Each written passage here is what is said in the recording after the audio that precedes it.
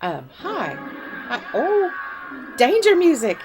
I'm watching some sci-fi and horror, really bad cheesy old stuff on TMC. I guess it's something they do regularly, maybe every Saturday. I don't know. But I've just discovered it and I am happy as clam just to sit here in bed.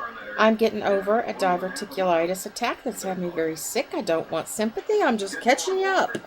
Just catching you up on what's going on. I don't want to be one of these people that only makes videos to complain about their health. That's very tedious. But I've been feeling a lot better. I'm 2 antibiotics. There are pain medications prescribed for me, and I'm not on them. It's like, what the fuck? It's all right, honey. Yes, this is a big giant cat I've got under my cover here. We're giving sympathy to each other. Anyway, there was a snafu with my pain medication, and I didn't actually end up being able to get it filled, and it won't until Monday. It's a whole stupid story. You know what else is a stupid story? Well, maybe not a stupid story exactly. It's been something that's been sticking in my craw lately. I get very annoyed by cashiers in stores, especially ones I don't know. I don't have any. Like, I have sort of a relationship with some of the kids that work at the Family Dollar near me, and we know each other by name and stuff. But when I go into a store I've never been in before, and the cashier makes a snide comment about something I've purchased or comments at all, it's inappropriate. Don't be commenting on what I've purchased. That's none of your damn business. Just ring it up, put it in the bag. Tell me what I owe your store. Very aggravating. I've been buying nail polishes, cheap LA Colors stuff. It's pretty good for regular nails, but I've been using it to paint some things with. Comes in so many different colors and different glitter kinds and frost kinds and whatever. And so I went down to the store, which shall remain unnamed. Would you like to get up, Fidget? Ugh, go on. And the girl, I don't know, I probably had a dozen of them. And the girl looked at him and went, kind of made this ignorant, snorty noise. And she says, "You sure you got enough nail polish there?" I wanted to go across the counter and slap her ugly face. I thought it was just not cool. There was also a situation, I'm trying to remember, something else where it just PO'd me.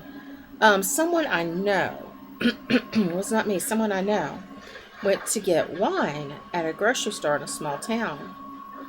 And clearly, the young man that was the cashier remembered her a few days later when she came back. She had shared the bottles of wine that she had purchased with family. Doesn't matter. She didn't have to make excuses for herself. And he said something like, "Oh, did you already drink all that you bought the other day?" Seriously. And then she came in again and he said something else, like totally embarrassed her. And like my mother said the other day, she was reminded me about an incident years ago where she was in a store and she was buying some liqueur, some nice like chocolate liqueur to go in some hot drinks. And the lady at the register, I used the term loosely, got on the intercom and said real hatefully something like, "I need a price check on this chocolate liquor." So that's just effing ignorant anyway. Embarrassed her, made her feel like she's a bad girl for buying booze. And trying to think of the other incident. This is aggravating. I should have made notes, I guess. How do you like my new notebook? Da da da. It's a remote control that I cannot lose. Hopefully, cannot lose on my bed. It is not black like all the millions of remote controls I have. I should be able to see the numbers all right. Don't you think? Even in a dim room? I like it. It's fun. And the on-off button, it's like, you had an iPad or something. It's like right at the bottom. I think it's fun. They laughed at me in the store. That's fine. I like it. So, what else? Oh, somebody came and took care of me last night and brought me natural medicine and um, rubbed my back and made me feel better and cheered me up a lot. And then this morning we got out, even though I shouldn't have, but we got out. It's a little bit of shopping. Got some, she bought me a big old Sonic drink, so I have something to sip on tonight. I'm on a liquid diet all weekend. Trying to give my gut a chance to not be irritated and harassed constantly. So, is anything I eat, like anything irritates it. And I probably don't look it up. Lost 30 pounds since the beginning of the year. I feel like I should have lost more considering I almost never eat. But anyway, and we made one of our little trips to Passages Rising, which is our little metaphysical store in town, which we're trying to support as much as possible. It's new and it's cool. It's not quite as like hardcore as I'd like. It doesn't have enough like really conjure stuff. There's a lot of kind of goddessy stuff, and there's a lot of little Buddhas, and it's nice. It's nice. It's a good place for me to find some oils and some stones and things that I need. And I know that as they get past their 1 year anniversary, they will have better and more products. And my friend and I are pretty good at giving them suggestions.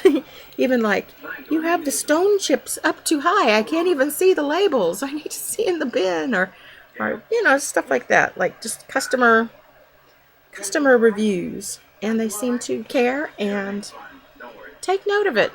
So they're very nice there. Everybody's very nice. It's a lovely space. I may start taking yoga there, which would be nice. My mother and I were talking about it. And I definitely want to take this class. I don't have the flyer here with me, but it's a course that's, I think, just a one-day thing.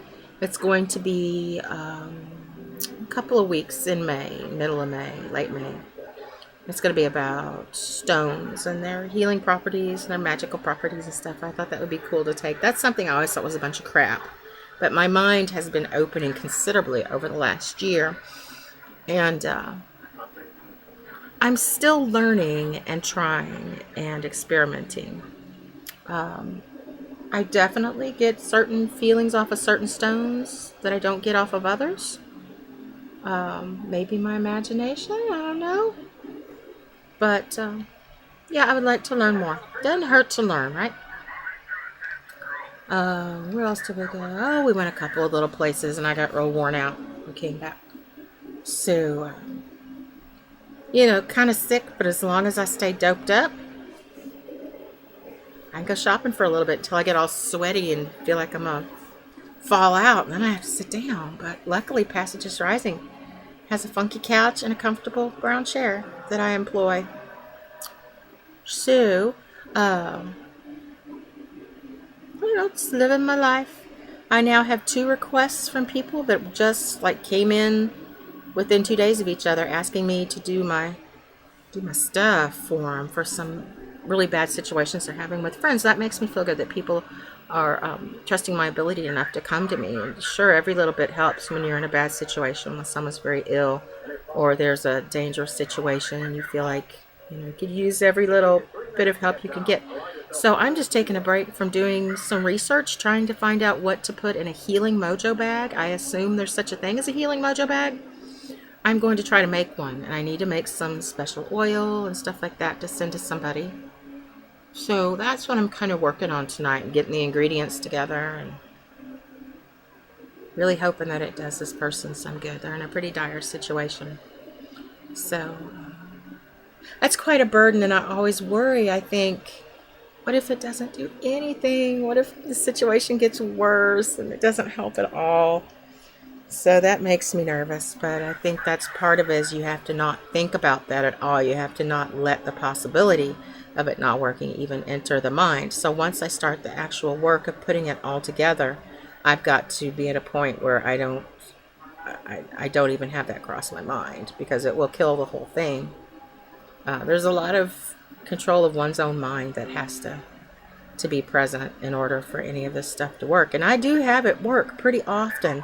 By this stuff, I mean hoodoo, because I've been learning and practicing hoodoo for the last year, and it's ended up to be this really powerful force in my life. And sometimes I don't get a thing, and sometimes I get it down to the T. I think it's the spirits decide it's in my best interest. Oh, let's have her. Let her have it, and go ahead and let me have what I asked for. And that's pretty cool. And it's quick and it's very specific. And there's no doubt in my mind that I have manifested something or the spirits have given me what I asked for either way.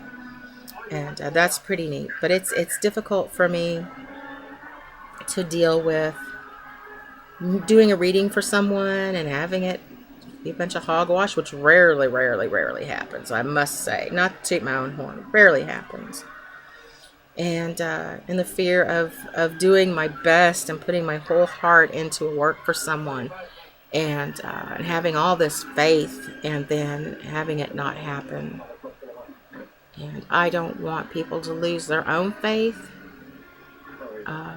I don't want them to feel abandoned by God or, and I worry about that with faith healers. I'm like, okay, so you brought about a healing for this and this and this person. What about this person that didn't get it and they go home and they suffer? Maybe they even die at some point. Ruins that person's faith could ruin the faith of everyone in their family. And that's worrisome to me, the hurt and pain of feeling like God doesn't find me deserving of a healing or a protection or any of that. So it's one of those things that I have to ponder and have it make sense in my mind in order to keep trying, So I'm going to try to be doing that tonight. Make a little healing bag. I wish I had better charms and things, but I'm going to use what I've got and it will be good enough. And I'm probably going to medicate some more and I'm going to watch sci-fi movies on my TV and play on Facebook because that's what I do. That's all, I guess. I'll let you go. Bye, y'all.